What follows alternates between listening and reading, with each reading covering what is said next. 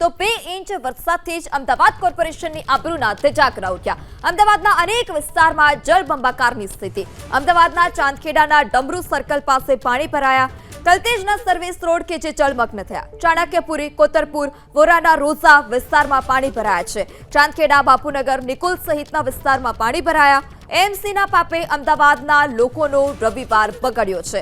તો ફક્ત અને ફક્ત 2 ઇંચ વરસાદ અને 2 ઇંચ વરસાદમાં જ અમદાવાદ કોર્પોરેશનની આબરૂના ધજાગરા ઉડ્યા છે। આ પહેલી વખતના દ્રશ્યો નથી કે જ્યારે અમદાવાદ કોર્પોરેશનની આબરૂના ધજાગરા ઉડ્યા હોય। જેટલી વાર 1.5 થી 2 ઇંચ વરસાદ આવે એટલી વાર અમદાવાદની આ જ સ્થિતિ જોવા મળતી હોય છે। વધુ માહિતી સાથે સંવાદદાતા ચેતન પણ આપણી સાથે જોડાઈ ચૂક્યા છે। ચેતન પાસેથી વધુ માહિતી લઈશું। જે ચેતન, આપ કયા વિસ્તારમાં ઉપસ્થિત છો અને ત્યાં શું સ્થિતિ? આ સાથે જ અન્ય કેટલા વિસ્તાર છે કે જેમાં જળભરાવની સ્થિતિ જોવા મળી? જી, ચાંદખેડાના ડમરૂ સર્કલ વિસ્તારમાં માનસરોવર રેસિડેન્સી આવેલી છે। માનસરોવર રેસિડેન્સી પાસે હાલમાં આપ આ સીધા દ્રશ્યોમાં જોઈ રહ્યા છો। સમગ્ર રોડ જળમગ્ન થઈ ગયો છે અને રસ્તાઓ પાણી થઈ ગયા હોવાને કારણે વાહન ચાલકોને પણ ખૂબ જ તકલીફ પડી છે। કેટલાક વાહનો અહીં બંધ પડી ગયા છે, જ્યારે કેટલાક વાહન ચાલકોએ અન્ય રસ્તા તરફથી જવા માટે પ્રયત્ન કરવો પડ્યો છે। એવી જ રીતે એવા જ વાહન ચાલક છે, આપણે તેમની સાથે વાત કરીશું। જે આ રસ્તામાં જે પાણી ભરાઈ ગયા છે, સમગ્ર વિસ્તારમાં પાણી ભરાઈ ગયા છે, તેને કારણે શું તકલીફો પડી રહી છે? સાહેબ, આ સમસ્યા દર વર્ષે અને 10 વર્ષથી ભોગવી રહ્યા છીએ, પણ આનો કોઈ યોગ્ય નિકાલ આવતો નથી। દર વર્ષે આટલું ડિવાઈડર સુધી પાણી ભરાતું હોય છે, પણ આનું ગટરોના ઢાંકણા ખુલ્લા કરે છે, બધું જ કરે છે, પણ છતાંય આનો કોઈ યોગ્ય નિકાલ આવતો નથી। પણ આ સમસ્યા કોર્પોરેટર કે કોઈ જોવા અહીંયા આવતું નથી।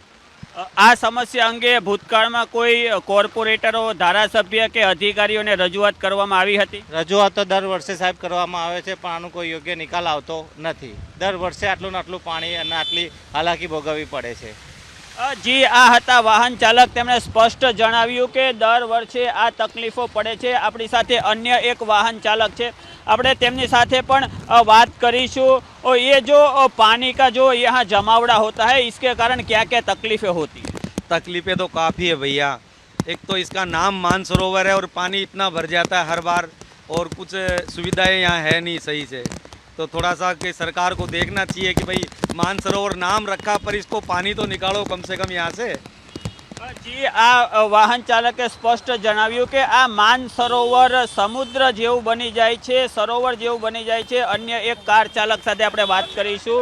આ જળ ભરાવને કારણે શું તકલીફો થાય છે? આવવા જવાની તકલીફ, છોકરાઓને સ્કૂલે જવાની તકલીફ, ઘણી બધી સમસ્યા ઊભી થઈ જાય છે। ગટરના ઢાંકણા ખુલ્લા હોય, કોઈને ખબર ના હોય તો સીધા અંદર પડે।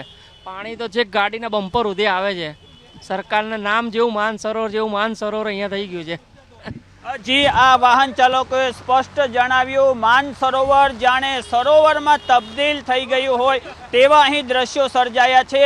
સ્થાનિક લોકોનું જણાવવું છે કે દર વર્ષે કોર્પોરેશનમાં અને સ્થાનિક નેતાઓને અનેક રજૂઆત કરવામાં આવી છે, પરંતુ આ રજૂઆતો હજી કાગળ ઉપર છે, ધરાતલ પર કામ દેખાતું નથી। ગટરોના ઢાંકણા ખોલી નાખ્યા હોવાને કારણે અહીં અકસ્માત થવાની પણ સંભાવના છે।